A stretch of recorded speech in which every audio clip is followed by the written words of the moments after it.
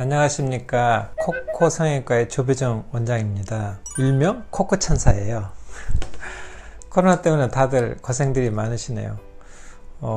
그런데 조금 아이러니컬하게도 외국을 못 나갔잖아요. 이번 게 성형외과 애들 많이들 오시네요. 사실은 생각보다. 그래서 조금은 의외라고 생각합니다. 지금 이번 주제는 들린 코, 들창코에 대해서 이야기해 드리겠습니다. 들린 코는 사실 서양 사람도 사실은 있거든요. 들창코. 그러니까 영어로는 숏노스 디포머티라고 그러는데요. 좀 짧은 변형, 코가 좀 짧아진 건데 이제 코끝이 위로 이렇게 들려서 콧구멍이 보이는 거죠. 그래서 들창코의 이제 원인은 선천성인가? 그 다음에 이제 후천적으로는 사고, 그 다음에 특히나 이제 워낙 많은 사람들이 수술을 하다 보니까 수술로 인해서 생기는 건데, 과거에는 수술 중에 이렇게 보형물, 실리콘 보여드릴까요?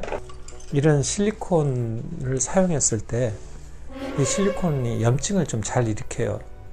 이것은 감염위에서도 염증, 즉 균이 들어와서도 염증이 일어나지만 균이 없는, 즉 알레르기, 이건 보형물이잖아요. 어떻게 보형물이기 때문에, 이물질이기 때문에 몸속에 들어갔을 때 알레르기 반응이 일으킬 수 있다고 생각들을 조금 안 하시는데, 사실은 알레르기 반응도 상당히 많습니다. 즉 무균 상태로 염증이 일어나는 거죠. 그러면 실리콘이 염증이 일어나면 이런 껍질들이 있거든요. 실리콘은 무조건 껍질이 만들어져요.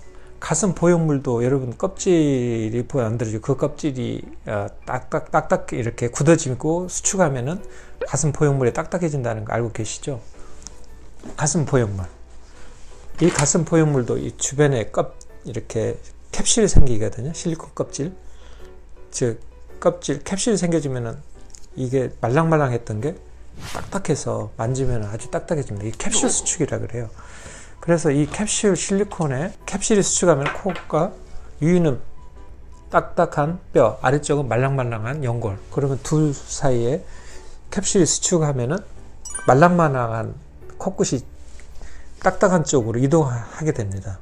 두 개가 이제 한쪽 힘이 더 센 쪽으로 이동하겠죠. 그래서 코가 틀려요. 그래서 실리콘을 사용했을 때 들창코가 옛날에 감염이나 또는 실리콘 염증으로 인해서 그런 무균성 염증 인해서 많이 생겼는데, 자 최근에는 아주 다른 이유로 이렇게 들창코가 돼서 오시는 분들이 많이 있습니다. 즉 코 속에는 이런 비중격 연골이 있거든요. 둘러싸고 있는 이렇게 상부에는 뼈, 아래쪽으로는 비중격 연골. 물론 여기 지금 코끝 연골, 코 가운데 덮개 연골, 이게 지금 보이지 않게 지금 이렇게 돼 있는데, 간단히 이렇게 그림을 보면은 이렇게 코끝 연골 하나 둘, 그 다음에 덮개 연골, 코뼈, 이걸 걷어내고 나면 이런 코 속에 비중격 연골. 문제는 이제 비중격 연골, 이걸 이 상부, 볼을 형성하는 상부, 기둥을 형성하고 있는 코 하부 쪽을 남기고 나머지 안쪽의 치를 떼서 코에 기둥을 세우는 거나 연장을 하거나 붙여서 사용을 하라. 이런 비중격 연골들을 많이 사용하는데, 이 비중격 연골이 떼는 게 의외로 쉬울 것 같아도 사실 비중격 연골은 아주 얇은 막이 또 하나 있거든요. 점막을 벗겨내면 그 얇은 막을 벗기는 게 사실 저도 간단치 않아요. 언제 경험이 많으니까 이게 막이다 아니다 구별할 수 있지만, 한동안은 한 5년 수술을 전문적으로 했어도 한 5년 7년 했어도 이게 막인지 아닌지 구별을 못할 때가 있어요. 근데 어느덧 언제부턴가 이게 막이구나 아니구나 구별할 수가 있는데, 그 상당히 오랜 시간이 지나서 구별을 되더라고요. 그래서 이 막을 둔 채 비중격 연골을 이렇게 안전하게 뗐다고 생각하고 자신하고 잡아 떼면은 그 막과 함께 비중격 주변에 붙어있던 남아있던 기둥이 부러집니다. 잘 부러져요. 잡아 당겼을 때. 그래서 이러한 비중격이 주저앉아서, 비중격이 주저앉으면 안장코라고 해서 코가 안쪽이 중간 부위가 꺾여 들어가고, 꺾이니까 여기다가 꺾이잖아요. 이렇게 꺾여 들어가요. 그러면 코가 들려요. 코끝이. 여긴 주저앉고. 그래서 이러한 비중격을 채취하려다가 비중격에 함몰돼서 골절이죠. 크러싱이죠. 골절 함몰. 그러면 코가 들리는 이 현상이 아주 많이 옵니다. 최근에 이렇게 수술하면은 거의 죄송합니다만은 한 10명 중에 5명이 뜻밖에도.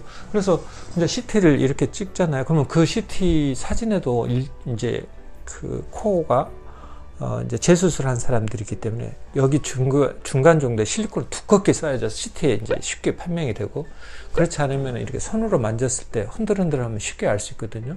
왜 그러면 재건을 해야 하느냐? 그냥 하면 되지. 재건을 안 하면은 코가 이 피부가 코를 누르는 이 비중격을 누르는 힘이 아주 세요. 물가 이렇게 떠들 때 이거 아주 셉니다. 이걸 재건하지 않잖아요. 이렇게 브릿지로 이런 식으로 제거를 하지 않잖아요. 그러면은 제거를 않고 그냥 그 위에 실리콘을 얹거나 재료를 넣잖아요. 그러면 이 잡아당기는 힘에 의해서 여기에 푹 들어가요. 더 올리잖아요. 그럼 또 계속 들어가. 그래서 코 안쪽이 이렇게 계속 들어가면서 빵빵해지니까 코 막힘이 생겨요.